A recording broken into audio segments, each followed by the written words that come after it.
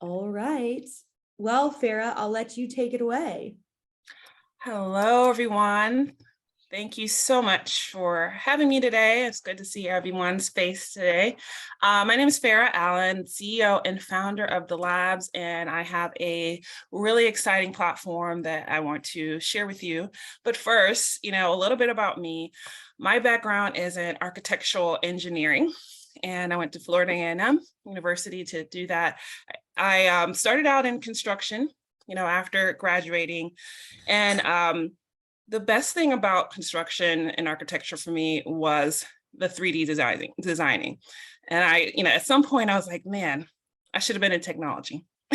And so after I started to feel that way, I actually changed careers and went into managing technology and then designing technology. And I did that as a management consultant. And then I started my own management consultant firm. So during that time, very exciting. I got to work in tons of different industries, some from airplanes to oil and gas to paper. And all of it was interesting because I got to really just learn the ins and outs of how to design systems for these folks, how to hire people, how to make sure people want to use it and it has, value. And then, because I have an entrepreneurial spirit, and I always had, I wanted to go back to my true love, which was design, which was creativity. And I started looking for solutions to solve. And I asked, a lot of my friends and family as to what's going on in their careers, and stumble upon the music industry because that was my husband's career at the time. And I found tons of things to solve there through the experiences I've had in corporate America and designing enterprise systems. And I just, went for it. Didn't know what to do exactly. I just knew how to build things and how to hire people to build it. And I did that. And luckily, I stumbled upon something great, and I didn't know what it was at the time because I was just doing what felt right.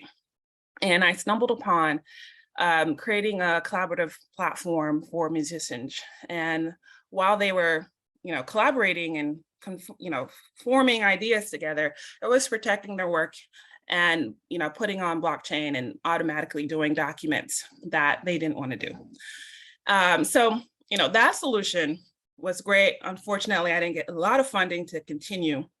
But what happened was the film industry loved how it looked. It was just super in tune to what they were missing from the drop boxes of the world and all these other, file exchange or collaboration platforms, and built something for them.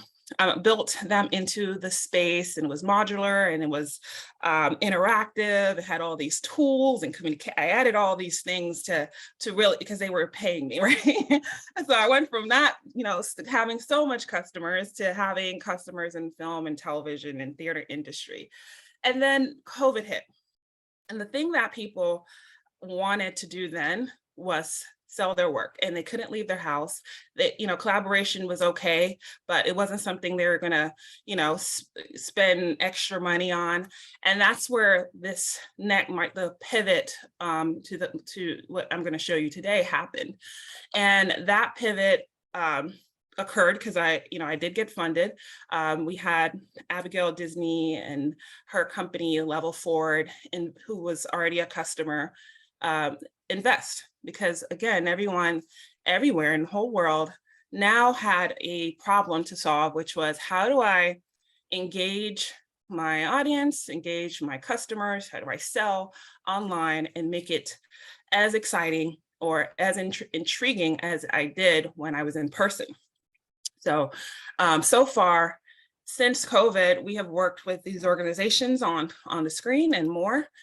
And the problem, the idea of customer experiences and what the mindset of regular, of the everyday person and was that, hey, we need to make this thing interesting, right? We just came out of a really awesome breakout room. We got to know each other. we weren't really doing that prior to COVID. Did we even, we probably would have been in person, but now automatically it makes so much sense that we're online. And if we're online, let's make this interesting. Let's make sure we kind of match the energy somehow. Mark Zuckerberg changed the name of Facebook to Meta. Now everyone's kind of wondering, what is the metaverse? Is it VR? Is it Decentraland? Is it NFTs? But the idea is people are wondering of all age, how do I, there's a space that exists now, and eventually I need to be a part of it. The go-to market strategy and during this time frame and continuously now is, how do we scale this engagement that we have to do now? And all kind of companies have done different things on high-end scales, on lower-end scales. Sometimes they're building things from scratch. They're using very expensive software. And at the end of the day, like, if you are going to do a go-to-market strategy or include this into your omni-channel marketing, then you can't have it be, it's going to be tech heavy. It's going to be time consuming. Budget is probably not going to be friendly. All the while, the industry of engagement and how to market to people is growing with virtual events, e-commerce, and virtual experiences, AR. You guys are very familiar with these words now, probably. And the problem. You may not have access. You may not have that budget, that team, and you need technology to have this on hand so that you can scale into what's next, this next digital transformation. So bear with me. You're thinking less about websites if you're in this phase, and you're thinking more about environments, right? You're thinking about how you engage, inspire, how do you get people to activate to what you want them to do? How do you tell stories better? How do you gamify things? You're not thinking so much about it. You're thinking about events, but now you need them to be evergreen because you're spending money on a strategy and you want to, let's say, record and present this content again. Now folks are thinking about, how can I add an experience to reintroducing this content? Around e-commerce, now it's about digital exchange, right? And the different things that you can now do inside of environments. Just like movies, when you see Will Smith talking and he has a Coca-Cola can in his hand, you're able to buy that can, in these virtual experiences. You're able to place products and advertising in unique ways, just like, they're doing in film and entertainment. And now, you're always going to need engagement and data in order to say you're doing well or prove out some statistics. Now, the information is around sentiment. How did people feel about this experience that you're presenting to them? And that data could be used to see if you can have them come back into your world, into your interactive environment, so that you can continue to convert them. Interactive content is proven to retain. You put something, kind of even ask people questions, or you do that in Zoom now, have polls and situations like that. Those things are proven to retain and brand, retain information. That's the direction most folks are going. And then access. We think about web and mobile, VR, these things are blurred in the lines of reality versus digital. So you can have a QR code and get on your phone at the restaurant. Same thing, you can actually present a story on a QR code on a wall in the hallway of your office, so that people can QR and hear about your company or hear about the latest news, right? So these lines of how information and content is presented is now, a part of everyday life. So Sarah, just have you show your product a little bit, just because we're a little short on time, and I know it's amazing. Awesome. Okay, no problem. I lost track. All right. Yeah, So before I go, just give you some examples of what the technology is. One, we are the WordPress or the Squarespace for interactive experiences, drag and drop, no code, all the tools for communicating, buttons, gamification, they're all there. They're not meant for someone who is extremely, an engineer. They're meant for people who are into marketing or even into building out Canva presentations really well. So this is an example of something that was made within 2 days. This is Essence. This is for their Essence magazine. This is for their podcast. You click into one of the rooms, you get to present content in unique and interesting ways. This is a place where advertisers, I guess the value in here, because you have some wine, you have Coca-Cola, value in here is about 50 to 100K worth of a sponsorship value. It could be more depending on your brand or how you're going about this stuff. Interactive GIFs, images. Another, this is an example for the Hawks, and of course, fan experiences, gamification, things can just pop up on the screen. There can be a Toyota ad just flying in. These are all things that add interest. Met Hannah today. Hannah, if you're ever needing a 360 for the zoo, this is something also we do 360 experiences where you could turn around on your web and mobile and click into things and have communication involved in all those good things. So that's what we do in a nutshell. We'd love to talk to anyone who's maybe interested to learn more. There's a lot more, but that's me. This is amazing. Farah, I'm so glad to see your product. I would love, I don't know if you've got some experiences you could put in the chat just so people can go and play around with it. I think that'd be a good, you've got a couple shareable experiences I've seen in the past, but if anyone has questions for Farah, put them in the chat just because we'll keep moving on. But this was so glad to see. And maybe you can put in there kind of a little bit about who's your current customers now. Again, if you want to answer so that we can kind of hear, and then how do we get a hold of you as well to just connect with you after this. But that's really great to see. I love it. Oh, she's already got it. Amazing. Well, if anyone has questions, Farah, you're going to be here hanging for a little bit, right? Yes. Awesome. Awesome. I love it. I love to see it. Thank you for sharing. Just because of time, I'm going to invite Anna up next. And hopefully if someone's got questions for Farah, you'll put them in the chat. All right, Anna, you're up next with Whirl. I have heard this pitch before and I'm excited to hear more. All right. Good morning, everyone. Can you hear me? Yeah, okay. Wait, can everyone hear me? Yes. Okay, sorry. Okay, so hi, everyone. My name's Anna Labz, and I'm the co-founder of Whirl, which is a matchmaking platform where anyone can set up their single friends on better dates. So I probably am not going to be the first one to tell you that dating stuff and online dating hasn't made it any easier. In fact, 45% of daters have reported feeling helpless, insecure, and unsafe in their online dating life. So here are some of the main issues with dating apps today. First of all, there's too many dating apps that are doing the exact same thing. They're common and useful in showing you an abundance of people to meet, but they're widely disliked because they often lead to burnout and overswiping. Dating apps are also extremely superficial. You're choosing partners to date based solely on their physical appearance and curated profiles, and this leads to a hyper focus on your physical attributes instead of the things that make you you. And that's why online dating lowers self-esteem and increases depression. Not to mention the safety concerns with meeting strangers online. I'm sure you've seen a ton of stories exactly like this one in the news, where this man stole $1.7 million from over 40 victims on Tinder specifically.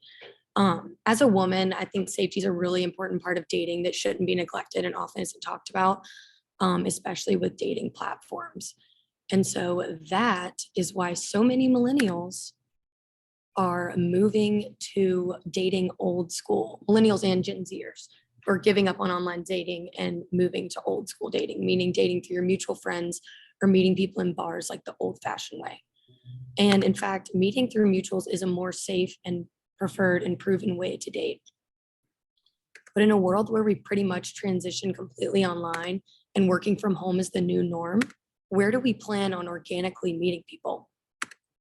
My co-founder and I struggled with this in college, and we both wanted to meet new people in a safe and more comfortable way, but needed some assistance doing that. We launched a Google Sheets and Google Forms platform on our college campus, which we graduated from like 2 months ago, where we played matchmaker for our friends, and we set up over 1,000 dates. We combined the old school way of meeting people with technology to create Whirl, a matchmaking platform where anyone can set up their single friends on better dates. We're creating a safer way to date online, and it makes meeting through your mutual friends easier than ever. So the Net Promoter Score of popular dating apps is abysmal, and Whirl's Net Promoter Score is a 68. And this is because daters feel more confident, secure, and comfortable going on dates with people that their friends already know and trust. So how does Whirl work? There are 2 types of users, which can be interchangeable, and that's the matchmaker and the date seeker. So the date seeker signs onto Whirl, sets up an account, and chooses 1 to 5 matchmakers to help find people for them. These matchmakers pick people in their own network that they think that you'd be compatible with. Once they select one of these friends to pair you with, you both accept the request, and that's it. There's no swiping, there's no profiles, just pre-approval from your friends and knowing that you're going to be going on a better date. And this has the opportunity for viral growth by expanding across multiple networks, which is something that we're really excited about. And we're planning on launching the app very soon. So with that, you can scan the QR code or go to letswhirl.com/waitlist to get early access to the platform. This is so fun. Oh, and I love seeing it. Can you tell me a little bit? You said you were in Excel spreadsheets last week. Is that what or last No. Tell me tell us a little bit about that progress on the product.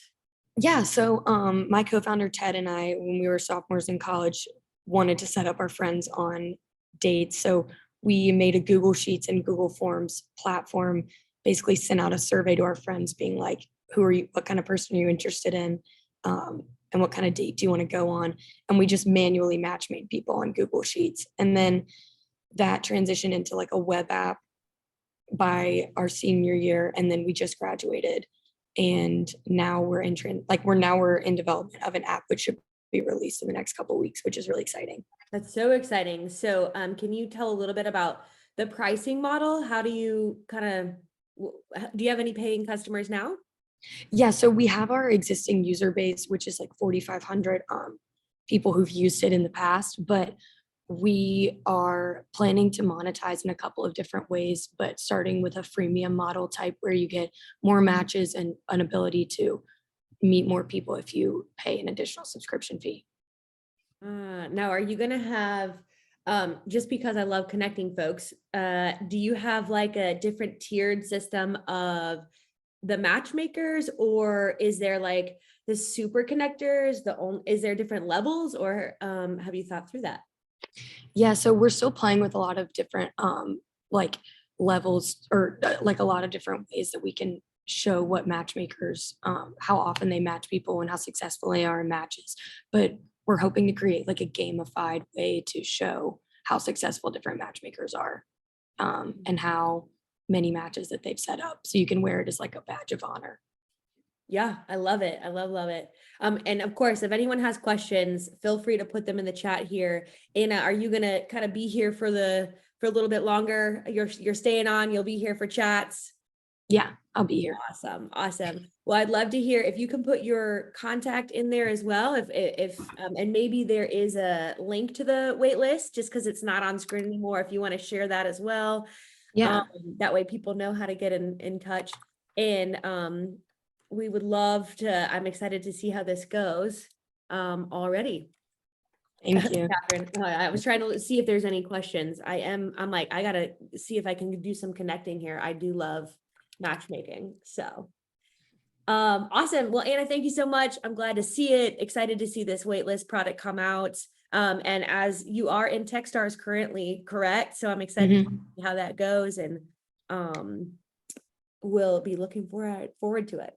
Awesome. Thank you so much. Thank you. All right. I'm going to invite Rodolin up next, our final presenter. I've met, gosh, we used to be in pitch practice all the time. So I'm familiar with Rodolin a good bit, and I'm excited to hear more about where the progress is. Thank you. Thank you, guys.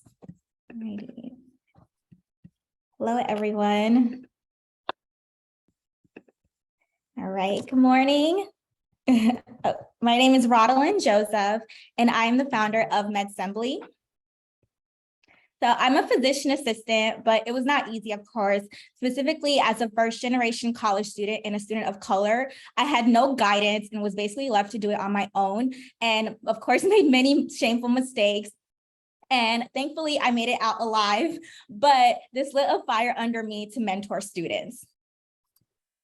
I dedicated the past several years to helping students, and this specifically took off, and I was able to do a lot more during the pandemic when I was able to offer virtual shadowing to students that were not able to get their shadowing credits to get into PA school. I hosted a webinar, which I still do today, and have guest PAs come on to discuss their careers.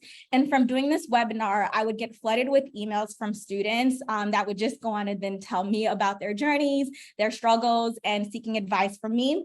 And I realized that there are too many gaps in knowledge as students transition into their careers. So college advisors are generalists and they don't have the expertise as someone like myself to provide valuable feedback. And students have a difficult time connecting with experienced professionals, even though it's required for many grad school applications. I was motivated to solve this problem, and thus Medsembly was born, where we bridge the gap between healthcare hopefuls and healthcare heroes. We bring together students and professionals under one community to offer clarity, guidance, and support as students transition into their careers. Our initial target audience are first-generation college students, students of color, and non-traditional students who tend to benefit the most from mentorship. Our app is easy to use with a seamless onboarding process where students simply answer what they're looking for help with from a mentor, and mentors answer what they can help with. And from there, students are able to request help from experienced mentors, engage in meaningful discussions, and grow professionally. And for our mentors, they receive 50% commission for helping students with paid tasks while helping to cultivate the growth of the next generation of healthcare workers. We function on a freemium model where students are either able to purchase individually or as a paid package on those specific tasks their mentors can help them complete as they prepare to apply to grad school, such as reviewing their resume, doing mock interviews, or personal statement revisions. This is a $4.5 billion market with 22 million tertiary students on a healthcare track worldwide.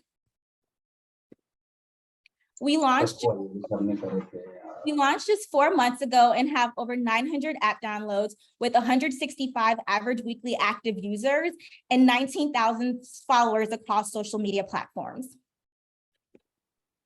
But my favorite part is the impact, such as helping Sierra, who is the first in her family to pursue a career in medicine and had nowhere to turn to before Medsembly. And for anyone wanting to get into the startup realm, you're in the right place. Atlanta startup ecosystem is incredible, and I'm so thankful for it. And what's next for Medsembly? We got into Techstars and have a supportive and great family of mentors and the mentors, other founders, and a large network helping us to take Medsembly off. We ask you to follow us at Medsembly and stay connected on social platforms. Thank you. I love this. So fun. Rodalyn, it's all good. Can you share us again a little bit about how much traction you've had? I want to make sure. I was like, you've come a long way. Oh, yes. Yeah, this is all organic. We have not started any paid marketing yet. We're actually just about to start marketing because we have some growth goals. But yeah, this is through like social media, continue to do my webinars. And yeah, a lot of students are really excited to finally get connected with these professionals and get that insight into their careers. That's exciting. Now talk to me a little bit about the tech. You currently obviously started webinars. You were just kind of like organically doing this. Where are you at in the kind of product cycle? Yeah, so we launched in April. We launched our MVP. It was, of course, real buggy. And so since then, we've made improvements, and we're launching actually the second phase, releasing better features of the app. So students are now they're just kind of able to message professionals, but now we're going to add a feature where they can actually book meetings, like 15 or 30-minute sessions with these professionals, and also will also allow professionals ability to have like group conversations with these students as well. Okay, great. That's exciting. Tell me a little bit. I know Farah mentioned this kind of like she brought in the right people to hire. So are you tech are you tech focused? And obviously you have a medical background. So tell me, Oh yeah.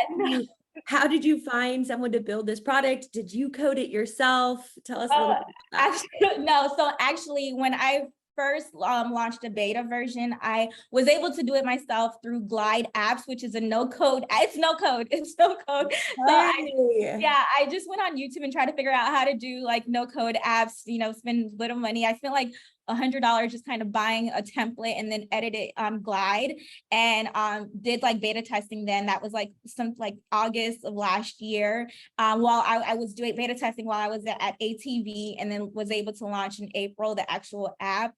But I am not technical at all. I've had to completely outsource. Our team right now is in India. So, and I'm hoping, after Techstars to then bring on a CTO. Nice. Wow. No code. I know. We've built with Glide before. I'm a big fan. Yeah. So that's exciting. Well, I assume hopefully you'll be here for a little bit for time, and maybe you can drop your contact there. Any social links that you want us to follow, of course. And we're so glad that you were able to share. I love seeing this traction so far. Thank you. Course. Now, of course, we have a little bit more time here to do some needs and leads. So if everyone would, Jay's on it, I knew. If anyone has, you can turn on your videos, you can unmute, or if you have more questions for Rodlin, go ahead and put them in there, or any of our founders. But I'd love to hear, I'll kind of just, if you raise your hand or if you put it, I'll call on you. But does anyone have a request or have something that you can offer for this community of amazing founders? I'll turn it over to Jay, maybe. Yes. So as everybody knows, Venture South is moving to Atlanta, and we're going to have an analyst, which is a recent grad, and also a pipeline associate. I have PDFs. I'll send that to you, JC, so you can distribute to the group. But just people who want to get involved in early stage tech companies and help with the process. Awesome. We'll put, hopefully at the end of this, I will put all of these needs and leads links. If you email me, jc.cadet@Atlanta Ventures, I'll put my email too. But I will put a laundry list at the end of this. That way we can kind of share it and hopefully get some of the info out. Thanks, Jay. Appreciate it. Hannah, I saw Erica put in there. Hannah, how about you next? Hi, everyone. My name is Hannah. I am joining today from Zoo Atlanta, and we are looking just to kind of be on the forefront of technology, and everything that was talked about today is just fascinating. I feel really happy to just be in this room with you guys and so many innovative people. So I just wanted to put it out there that, we're interested in chatting with people. We're looking for partnerships. We're looking for ways to work with companies that are starting out of Atlanta. So just wanted to put my name out there. I'll put my email in the chat, so y'all are welcome to reach out to me directly. But I am a straight line to our IT department and senior leadership team who'll be making those decisions. Awesome. Okay, great. Yeah, we'd love to connect. I'm excited that Zoo Atlanta is so tech focused. I'm very intrigued. Cool. Thank you, Hannah. Travis, what do you got for us? Or needs or leads, anyone? He's looking to unmute. There we go. So presentations were really incredible. I was really interested in both Rodlin, and also I'm looking for the dating app. Anna. Anna. I think that's me. Yeah. I love the way you guys have reached such a mass audience and in what would appear to be such a short time. Do you have any advice that you could share on how you find tech that could build an app or a platform that can hold that type of capacity? It's a great question. Maybe Rodlin, you could speak to it first, and then Anna. Yeah, so I mean, I had like, cause being that I'm non-technical, I had like a really bad experience, finding developers. And I advise to basically do kind of like how Anna and I did, try to, keep it, cheap and minimal when you start off. Do as little as you can. I recommend no code initially, such as Glide, Google Sheets. Glide is basically a Google Sheets. They take everything and put it like in a Google Sheets or Excel. So yeah, if you can try to stay away from developers until, you feel like you've done enough research, customer discovery, that, what you've been doing with the no code is working and you're ready to actually start building, because it's a lot of money as well. But Yeah, it's great thought there. And yeah, I was just gonna say a way that we like got a lot of customers on is just through marketing for really cheap. We've like had to come up with a lot of ways to like try to get our name out there in a way that didn't cost us a lot of money, because we were in college when we started this, so we had no money. But like additionally, just like trying to do things like this and like get in spaces where you can like have people hear you and hear what you're doing. So yeah.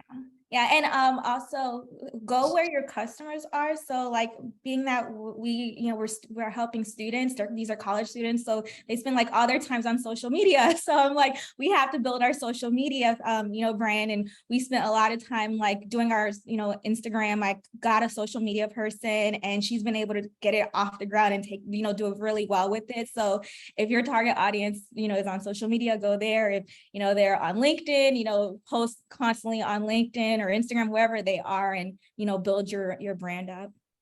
Yeah, great thoughts. Over there. Thank you. Walter, it looks like you got your hand raised.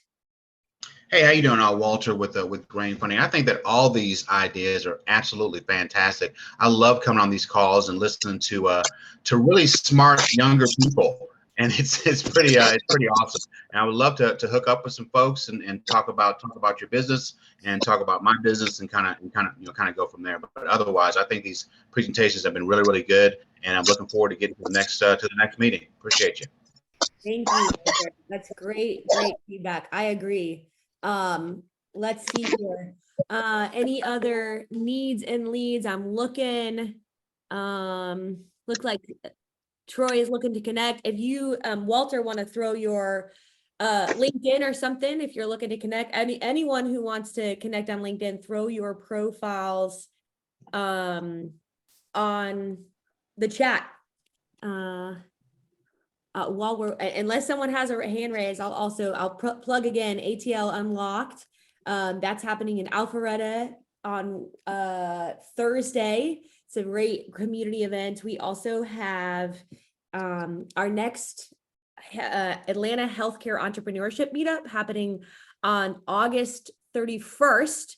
It's similar to this, where we bring founders, we bring people in the health IT space together to just create more opportunities for the medical side, any kind of healthcare side in Atlanta. We want to build a great community around that. So that's August 31st. And the next, I see a couple people who are interested in maybe presenting at Atlanta Startup Convos, feel free to just email me. We'll talk through what that looks like. My email is in the chat. And so if you guys are wanting to get your product or company in front of it, feel free and ping me. We're always looking for cool founders who are building cool things. Anyone else? Let's see here. Thomas is looking for to work with founders to cost effectively launch their marketing and social media. Great. Listen, marketing and media help. That might be helpful for the folks. Let's see here. Catherine, Jake? any other notes? Oh, who is that? It was Hannah. I just have a question. Sure. This is phenomenal, and I want to be on every one of these that you do. How often does this happen? And because everybody's so great and Y'all, we did not plant Hannah in the audience, just so everybody knows. So we try and do these every 6 to 8 weeks, right? So from Atlanta Ventures, we're always trying to bring people together and build a community just around support and positivity. And so the next one for the healthcare space, which all are welcome, is at the end of this month. And then we will have another Atlanta Startup Convos next month It's the 21st of September.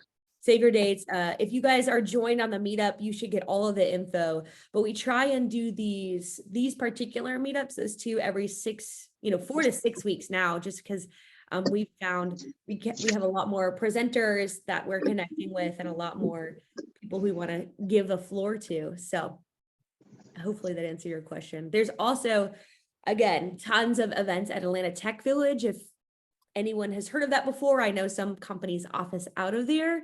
They have tons of events happening always. So it's a great way to get connected with other founders always if you're wanting to attend any of those Atlanta Tech Village events. Any other questions, thoughts, needs and leads? Anyone hiring? Anyone need hires? We're here for it. And if not, I'll give you 5 more minutes back of your day because we can always use 5 more minutes. Oh, speaking of Yes. 5 minutes, I'm just going to Oh. plug Five and Thrive, which is an awesome podcast done by one of the partners at Atlanta Ventures, John Birdsong. And it's 5 minutes every week. It's news around Southeast tech and startups. Only 5 minutes. We'll drop a link. Yes, drop a Well. link, Catherine. Don't worry, I have it saved. I love it. Let's see here. I believe Gilligoo Wonder had put in a question about how does one raise funds when there is absolutely no chance of it being possible. Currently in Ghana, I've been trying for years. So number one, thanks for asking the question. Sometimes it does feel like fundraising can be such a chore, such a daunting thing. I think Rodlin maybe had said it. I think the best thing is obviously focusing on your customer, right? And hopefully there's so many options. Maybe AT could throw a couple blogs or speak to it. We have so many. I was just gonna say, JC, I'll put a blog in there because I have Yes. a blog on that topic. Officially raising money, I think, is sometimes difficult because people are taught that's how you have to do it. There are plenty of ways to raise money through customers or through consulting engagements or other projects to get your business going. So I put a blog in the chat if that's helpful. And you'll Right. see Farah threw a helpful resource in there as well. Well, obviously her contact, but connect with her for sure. You'll see it in the chat. And I would say you have to have a really good, compelling pitch in business, and just the formula of how to get that done it needs to be exactly the way it needs to be. So sometimes people just miss the mark on that. And so that's the first step. So I can help talk through that. And I'll plug just to back on that. If anyone needs a little help with their pitch, I run pitch practice every Friday at 1 o'clock. It is in person now. It is at the Village. I always encourage, we work on all different kind of pitches, but really we really focus on the 30-second pitch. You can pitch anything. Anyone is welcome. It's open to the public. But we start with that 30-second. Thank you, Catherine, for that link. And then you can build from there. And that way it helps you really boil down what is it that you are really trying to solve? Who are you focused on? And then we grow from there. But yeah, plug for pitch practice, Fridays, 1 o'clock, ATV, open to anyone, always. All right, y'all, we have a few minutes left. I'm going to give you 4 minutes back of your day. I'll stay here for a couple minutes so everyone can get those links, get those contacts, but we are so glad you came this morning. Thank you for giving us an hour of your day or 56 minutes of your day. We will be posting this recap out. So I'll have hopefully all these links in there. Glad you guys are a part of this. We're glad to be able to put it on here. So thank you for joining, and we will see you all soon. Take care. Great. Have a Thanks, great JC. one. Thanks, JC. Yep. Thanks, y'all. All right. I'll send those job descriptions to you, JC. Thanks, Jay. I'll be All on right. the lookout and we'll put them in the recap. Okay. Thanks. Great. Yep. Thank you. Thank Thank you. you again. I was going to say thank you, Sarah, Rodlin, and Anna. Y'all were so fun. I'm always glad to see the progress and hear about new branding and new growth. Thank Thank you you. so much. Yes. I appreciate it. Bye.